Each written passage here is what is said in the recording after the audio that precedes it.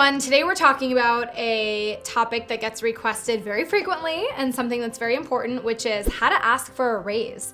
And I always think it's funny because we shoot these in my office, so you can't see them, but my employees are behind the camera. And so if they're smart, they'll be taking some good notes during this, right? So I'm gonna give you a few pointers today. I'm sure we'll continue to make videos about this as the YouTube series continues. But I do want to give you some notes on how to ask for a raise. So a couple things. I think the first step is that you need to know what the company process is. Here's an example. When Intern Queen started, we didn't really have a process in terms of how frequently people could ask for a raise.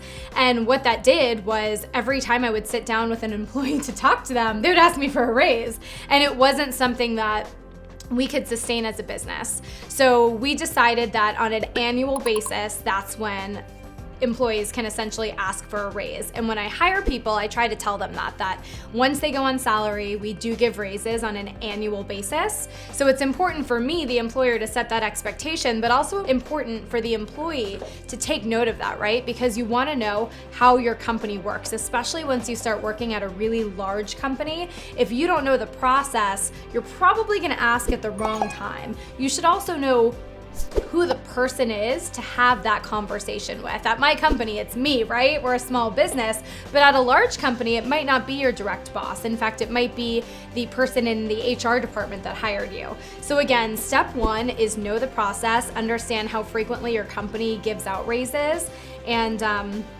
who the right person to speak with about your raise might be. I think the second thing is to kind of know your value. I always think that's a good thing to be aware of, right? There are some employees that are rock stars, right? They're loyal. I know that they're gonna stay with me a long time. They go above and beyond, not only in their role, but also to help other people in the office. And they're just a pleasure to work with in general, right? Those employees are much more valuable than you would think. If you're running a small business like I am, you don't want to lose employees that have a positive attitude, right? People that are hardworking, that are willing to help other people. It's not always like that, right? You don't want to have those negative employees. So understand your value. If you're working at a huge company, my first job was at a talent agency, and I was one of maybe 150 assistants. At the end of the day, I just wasn't that valuable. And if I marched into that HR office and I demanded a really large raise, they would have been like, get out of here. We can replace you in 10 seconds. So no matter how great I thought I wasn't that valuable to the company. I think really looking at how valuable you are to a company is important and something that you should be aware of when you go in there to ask for your raise, okay? So the third step is do your research and do real research. Here is a pet peeve that I have as a small business owner, you guys. When employees come to me and they say, I looked on Glassdoor.com and Glassdoor.com says I should be making $100,000 a year. We aren't Glassdoor.com, okay? We're a small business. We have no investment money, and it really doesn't matter what Glassdoor.com says that, your title at another company makes. I think one really confusing thing about using online tools like that to get information is that titles are so interchangeable, and depending on where you work and the environment you work, you might have the same title at my small business that you have at a company with 2,000 people. It's all over the place. It's totally random. So do what I call real research. I don't necessarily recommend asking your coworkers how much they make, because that could, if they're making more than you or less than you, that could affect your work relationships. I do recommend talking to people that work at companies that are of a similar size, and also people that have similar responsibilities, right? It's not necessarily about the title, it's about the responsibilities. Our executive assistant, Marisol, who I talk about all the time, she doesn't have typical executive assistant duties, right? She's like a content manager, she's running our YouTube, she's doing all kinds of things. So if she talked to another executive assistant, she might not get a salary comp, right? She might need to talk to someone who does more content management for a business. So it's really important to find people at other businesses that are, again, of similar size, that have the same responsibilities that you have. And that's how you do what I call real research rather than just online research. Usually, online research goes bad.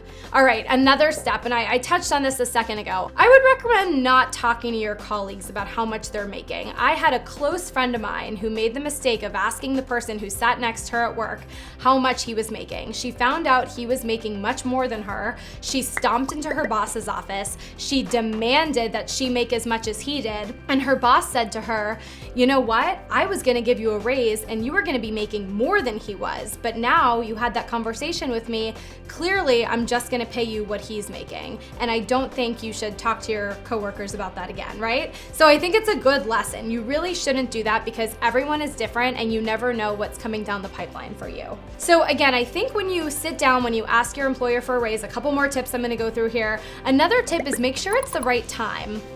If you're at a business and you hear that, things aren't going so well, or that things are really tight, or maybe there's a huge project coming up, or you're in the middle of this huge crazy campaign and people are working late and no one's sleeping, probably not the best time to ask for a raise, right? If there's a huge executive shuffle, if everyone's moving around and leaving, if there are a bunch of layoffs, probably not the best time to ask for a raise. So again, you really want to feel it out and make sure that it's the appropriate time to ask the question because you want to get a desirable response, right?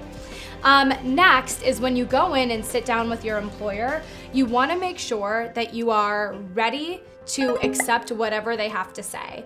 And the reality of the situation is that they might say yes. They could also counter. They could come back and say, well, I can't do this, but we can do this.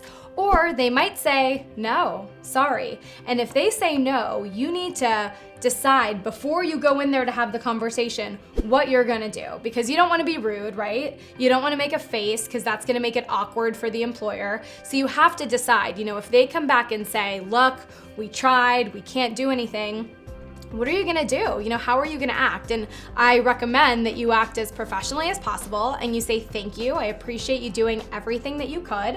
And you walk away from it. And if you need to leave the company because of it, if you need to take another job opportunity because of it, you do that. But at least you can say that you went in there, you told the company what you wanted, and you did what you could, you put your check in the box. A couple of other tips when asking for a raise, you wanna make sure that you know what you need. There's a difference between the number you want and the number you need. And if you can't get the number you need, you gotta be prepared to walk away from it because we all need whatever amount of money that is to survive. And if you can't get it, you can't get it.